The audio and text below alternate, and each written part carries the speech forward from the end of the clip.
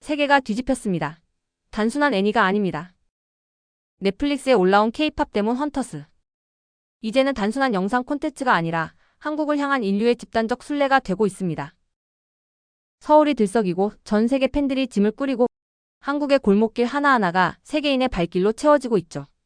숫자로 말해봅시다.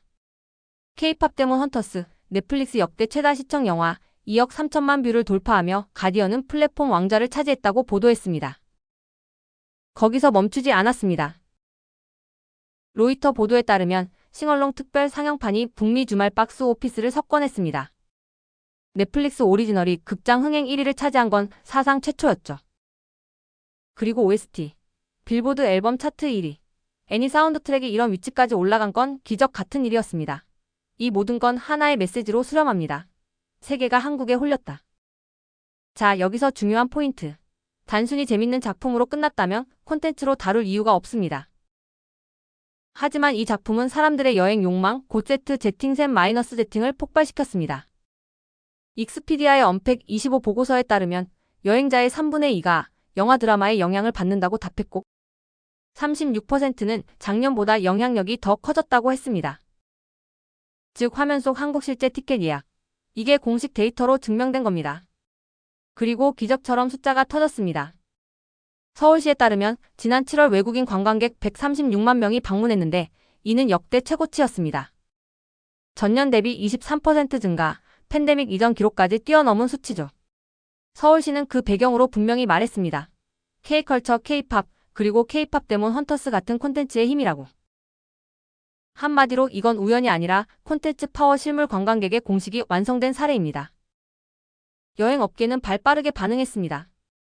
트립닷컴은 영화 공개 직후 한국행 항공권 예약이 전년 대비 25% 증가, 캐나다발 예약은 무려 50% 폭등했다고 밝혔습니다. 경복궁 예약은 115% 폭증, 국립중앙박물관 검색량은 34% 증가. 이건 그냥 관심이 아닙니다. 실제 발길이 움직였다는 증거입니다. 심지어 호주 저가항공사 제스타는 한국 수요 폭발을 이유로 시드니, 서울 노선을 주 10회로 늘렸습니다. 즉, 전 세계 항공사마저 K 콘텐츠 따라잡기 모드에 들어간 겁니다. 이제 한국 현장에서는 투어 상품이 우후죽순 등장하고 있습니다. 포브스는 K-팝 데몬 헌터스 테마 투어 3선을 소개했는데 단순히 사진 찍는 수준이 아니라 북촌 걷기 한옥 체험 K-팝 스튜디오 방문 등 경험 소비형 코스로 구성됐습니다. 팬들이 단순한 관람객을 넘어 체류형 소비자로 변신하는 순간입니다. 왜 이 작품은 이런 기적을 만들었을까요? 블룸버그와 가디언 분석에 따르면 이 작품은 K-팝의 글로벌 팬덤과 한국적 미학을 현대적 판타지로 포장하는 데 성공했기 때문입니다. 게다가 사운드 트랙이 귀를 사로잡고 현장 체험이 SNS 퍼포먼스로 이어지며 팬덤은 여행 욕구를 현실로 바꾸었습니다. 한마디로 문화 경제 국격 상승의 삼위일체가 완성된 겁니다. 물론 냉정히 보자면 일부 데이터는 피할성입니다. 트립닷컴 수치는 자체 플랫폼 기준이죠. 또 중국 단체 무비자 특례 같은 정책 변수도 함께 작용했습니다. 그러나 분명한 건 서울시 공식 발표라는 팩트 136만 명이라는 역대급 수치가 기록됐다는 사실. 이는 더 이상 부인할 수 없는 증거입니다. K-팝 데몬 헌터스라는 한 편의 한국 작품이 세계를 흔들고 사람들의 지갑과 발걸음을 한국으로 이끌었습니다. 박스오피스 1위, OST 빌보드 1위, 넷플릭스 사상 최다 시청, 그리고 서울 관광객 사상 최고치. 이건 국뽕이 아니라 국익입니다. 앞으로 부산, 대구, 전주 같은 도시들까지 이 파도가 밀려갈 겁니다. K-팝 데몬 헌터스가 던진 파장은 단순히 영화 한 편의 흥행을 넘어서 한국 도시 자체의 브랜드 자산을 재정의했습니다. 뉴욕하면 브로드웨이, 파리하면 에펠탑이 떠오르듯 이제 서울은 K-팝 성지, K 콘텐츠의 현장이라는 새로운 이미지를 갖게 된 겁니다. 도시 브랜드는 곧 경제적 파급 효과로 이어지는데 한국관광공사 자료에 따르면 문화관광 융합산업은 GDP 대비 약 2.8% 기여를 기록하고 있으며 K 콘텐츠가 그 견인차 역할을 하고 있습니다.